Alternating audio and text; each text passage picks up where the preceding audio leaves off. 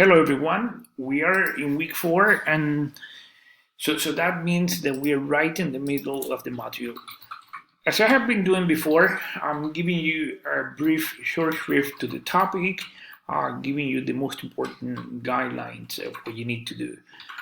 As you know, this week we're writing the second writing assignment. We have been doing some preparation for this writing assignment. You have been reading the 6 mandatory articles. You know that the topic is ICES, and you have a selection of articles that if you open your Dropbox, your writing assignment 2, you have the topic of the class, which is one theme, 6 articles. And you have the articles here, and you have to choose one of these articles to write a summary. You know that the target of the week is the summary written from an expository perspective and using the one paragraph essay format.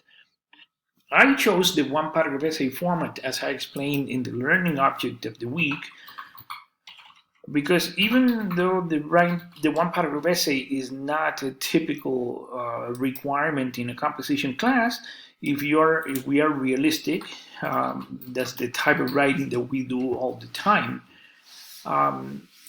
Whenever you get a question that you need to answer a question for a test in any subject that you're taking, usually the professor gives you a question, and then you have to make a point and then support that point with explanations, illustrations, or different type of organizations of your supporting ideas. But it's always the same topic sentence where you make a claim and then the supporting ideas, and then at the end you rephrase the topic sentence. I believe that the one paragraph essay is the kind of structure that has to be studied and used extensively in a composition class, because if we are to be realistic, is the type of writing that we do all the time. And you have the tendency, when you start writing, if you don't organize your ideas clearly, your ideas are all over the place, and it's important that you focus, paying attention to what the point that you're making and illustrating that point with different type of illustrations like analogies, examples, contrast, or any type of reasoning that you use in your answer. It always follows the same format.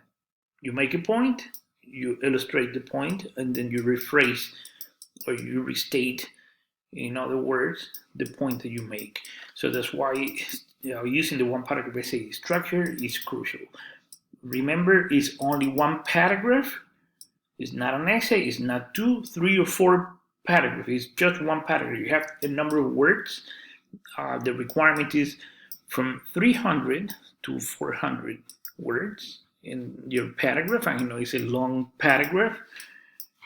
Usually a paragraph is not this long if you're not including the quoted portions. You have to cite the article that you're making a summary of. The citation is not part of this word count.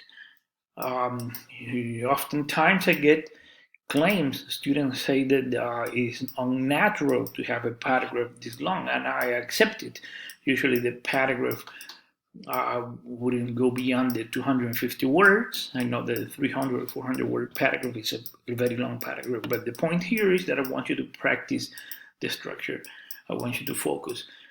But and then again, writers as William Faulkner wrote paragraph considerably longer than 400 words, and they were no prize-winning authors. So I think that writing our paragraph with more than 300 words, or from 300 to 500 if you count the cited portions, is nothing extraordinary. But I wanted to call your attention to the fact that now in the second assignment you have to use the MLA format. I will not accept any longer papers formatted using APA style. We have studied extensively MLA, so forget about APA. is now MLA, and that's part of the guidelines for grading the essay that I'm using. So that's about the second writing assignment. What you need to do for this topic, as usual, you need to come to the week, the contents of the week, and the first thing that you got to do is open the planner and find what you need to do.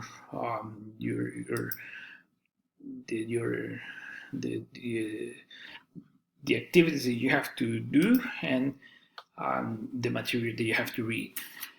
As I said, you have to read the learning object of the week, the one paragraph essay.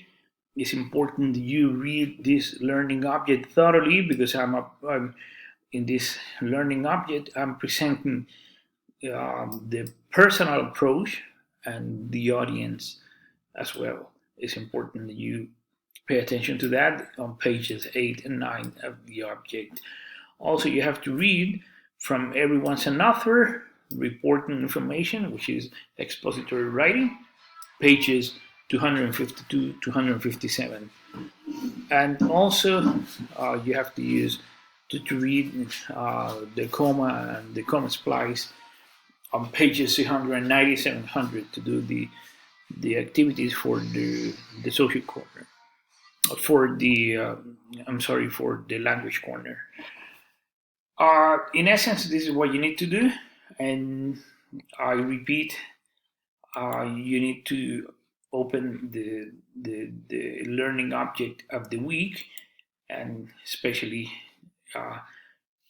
check the information regarding the one paragraph essay, and pay special attention to personal approach on page 7, and the audience on page 8. Also, you're going to study, you have additional information on the use of a comma in English. Finally, I would like to add that I'm including this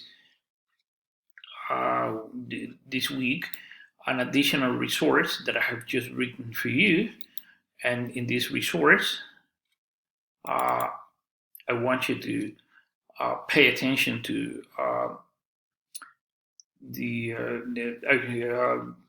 to expository writing, a brief introduction that I make, and here this is like an additional material. In this resource, divided this resource in 4 parts. 1, introduction to expository writing, like brief explanation. Landford gives you plenty of information. I focus on a few details. What is expository writing? In part 2, I present a selection from Landford's text on chapter 14, brief selection from the chapter. In part 3, I'm giving you a checklist for your assignment. I'm giving you specific details of what you need to do in form of bullet points. And in part 4, I give you an introduction to the summary and preparation for writing assignment 2. So 1 assumption, some preliminary steps, and a few requirements for writing a summary. I'm going to be sending you this PDF in a couple of minutes, and I'm inviting you to do a good job in this first real writing assignment. By the way, the second partial test, I rescheduled the partial test a little. I opened the partial test on the 15th, and it's going to be closing the following day at 23:55 on the 16th. Also, there is a minor change. The submission date for the essay in section 1222, the submission date was originally marked for the 18th, which is Sunday. I gave you an extension of 1 day until the 19th. And section 1224, originally you were supposed to submit the second writing assignment on the 20th, and now you can submit it on the 21st. and then I give you an extension, 1 day extension as well. Please bear in mind that even though when you have a submission date, a closing date, a submission date, I'm sorry, you have a last day, you have an extension, a window of 24 hours to still be able to submit your papers. And this is going to be active in the 3 assignments that are left.